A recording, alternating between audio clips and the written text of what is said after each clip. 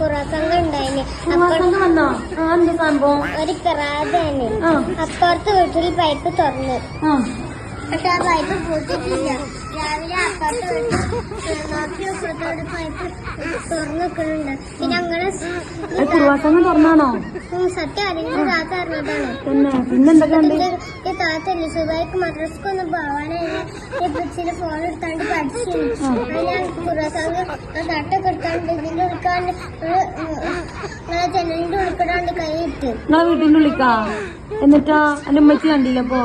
എന്റെ ബസ് ഞാനൊക്കെ ഉറങ്ങിനി. താത്ത മാത്രം കണ്ടോളൂ. അതിന്റെ താത്ത സൗണ്ട് അടിച്ചു. അത് ഉണ്ടാന്ന് കുറസംഘ എന്നിട്ട് എന്റെ താത്ത ഇരച്ചിട്ട് കുറസംഘക്ക് പോകാനെന്ന്.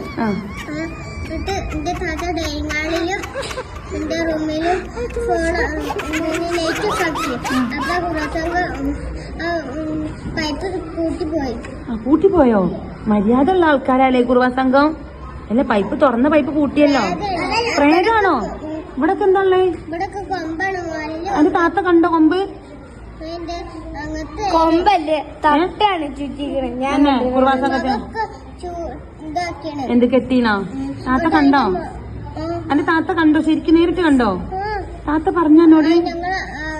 വേറെ ആരെയും കണ്ടോ കുറസംഘത്തിനെ? കണ്ടോ? കുറസംഘം പറഞ്ഞാല് നമ്മളെ വീടത്തെ ചെരുപ്പ് അങ്ങനത്തെ സാധനമൊക്കെ എടുത്ത് കൊണ്ടുപോകില്ലേ. ഒരാളുടെ ഒരു വീഡിയോ കണ്ടില്ലേ? വീടിന് വീഡിയോ കണ്ടോ? നേരിട്ടുണ്ടോ? കണ്ടിട്ടാണ് വാതിൽമ തള്ളിപ്പോയി. പറഞ്ഞോണ്ട് അവിടെ സൗണ്ട് ഉണ്ടാക്കി. ഞങ്ങൾ എന്റെ വെള്ള പാടി. അപ്പൊ ഞാൻ എന്റെ ബെഞ്ചിൽ ഓടിപ്പോയി. അപ്പൊ ഞങ്ങള് മൂന്നാളി ഹഫി ഞാനൊക്കെ പേടിച്ച്. ഇവിടേക്ക് വന്നോ? പേടിച്ചവാ? അപ്പൊ അടുത്തപ്പോ ഞങ്ങൾ മൂന്നാളി പേടിച്ച്.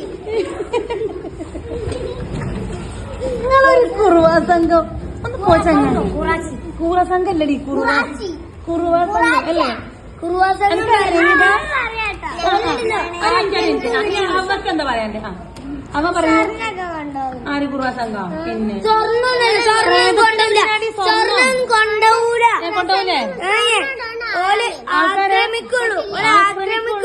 പിന്നെ നമ്മള് പൈപ്പ് തുറന്നിട്ടാണ് നമ്മള് പൈപ്പ് കളിക്കുകയാണെങ്കിൽ പൂട്ടാണ് എന്ന് വിചാരിച്ചാണ്ട് പുറത്തേക്ക് ഇറങ്ങിയാല് ഓലെ ഒളിച്ചേക്കും.